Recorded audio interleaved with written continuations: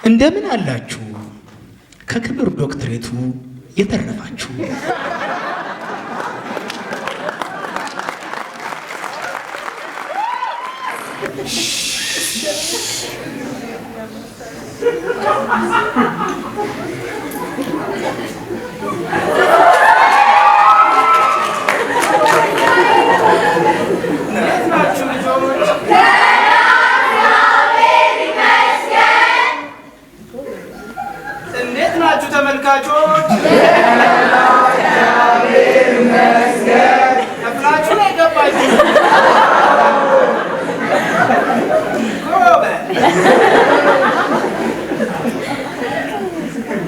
ተመልካቾች ዛሬ የምነግራችሁ አንድ ጉዳይ አለ።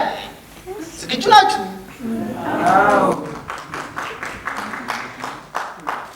እንደምን አላችሁ ከክብር ዶክትሬቱ የተረፋችሁ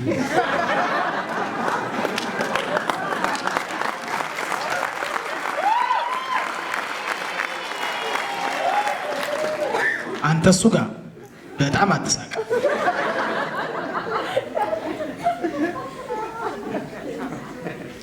መቼም በዘጠነኛው ሺህ ይፈጠራል ተብሎ ያልተገመተ ነገር ነው የተፈጠረው። ትንቢት ነው የተደረገው።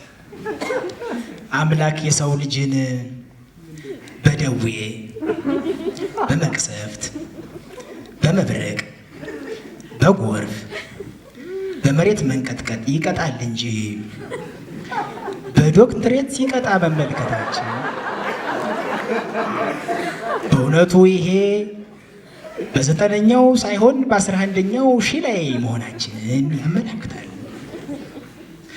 ግን ምን ብናጠፋ ነው እንዲህ የምንቀጣው? ተመልካቾች ምን ብናጠፋ ነው እንዲህ የምንቀጣው? ልጆች ወደፊት የኢትዮጵያ ሕዝብ ከብሔሩ እና ከጾታው በተጨማሪ በሁለት ይከፈላል። የክብር ዶክትሬት ያለውና የሌለው።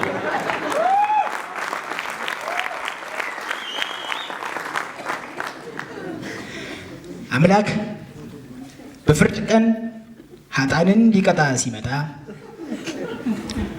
ዶክትሬት ያላቸውን በግራ የሌላቸውን በቀኝ ያደርጋል።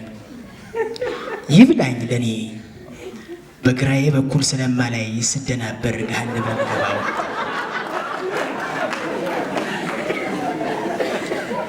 ልጆች ተመልካቾች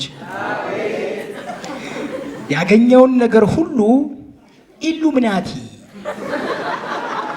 የሚል አንድ የራዲዮ ጋዜጠኛ አለ። ዩቲዩብም ያዘጋጃል። ባለፈው አንድ አይኑ የተጎዳውን ዶሮ አንድ አይና የተጎዳ ዶሮ አጋንንት አለበት የጥልቁ ነገር ነጸብራቅ ነውና እንዳትበሉ እያለ ሲያወራ ሰምቼው ነበረ። ሰሞኑን የአንድ መጽሐፍ ምርቃት ላይ አግኝቸው ፍጠን ታርጎ ያየኛል። ገብቶኛል። ተመልካቾች እናንተ እንደገባችሁ እኔም ገብቶኛል።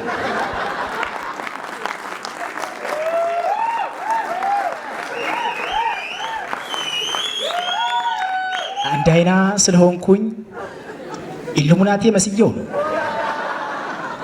ተመልካቾች ያልገባኝ ምን ነው ዶሮ የሚመስለው? ድምፄ ይሆን?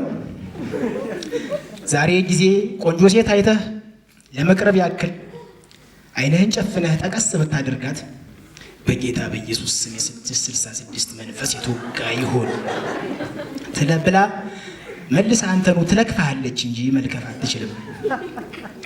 ኢትዮጵያ ያላበደ የለም። በነገራችን ላይ ደረጃና አይነቱ ይለያይ እንጂ የጤና እክሉ ገጥሞናል። የእብደታችን ማሳያ ቲክቶክ ነው። ስንት አይነት ሰው ያለው በጌጤንሽ ሞት ስንት አይነት ሰው ነው ያለው። እና የኛ እብደት ይባስ ሁሉንም የምናያቸው ከኑሮ ራሳችን በላይ እርሶቻችን ናቸው። ጭራሽ አንዱ ነጭ ጋውን በሼፎች ነጭ ኮፍያ አድርጎ የተገነዘ ሬሳ መስሎ ሲሰግድ ስመለከተው አዘንኩ። ጭራሽ ሁለቴ የተፈጠርኩ አላለም። እንደ ሀገር በቀድሞ ህይወቴ ሴት ነበርኩኝ፣ የልጆች እናት አለ። ተመልከቱ፣ በእርሷ አበባል እኔ በቀድሞ ህይወቴ ያንን አንድ አይና ዶሮ መሆን ይመል ያ ሰውዬ አፍጥጦ የተመለከተኝ ለዚህ ነው። ለካ ክብራትና ክብራት ጆኒ ራጋን በቀድሞ ህይወቱ አስቡት እስኪ። አንድ በጣም ፊቱ የሚያስቃችሁን ሰው በቀድሞ ህይወቱ ማሰብ ብቻ ነው የሚጠበቅባችሁ። ህግ ባለበት ሀገር እንደ ቅዥቢ ሲጫወቱብን አፋችንን ከፍተን ስንመለከት አላበድንም ልትሉ ነው? አላበድንም ልጆች?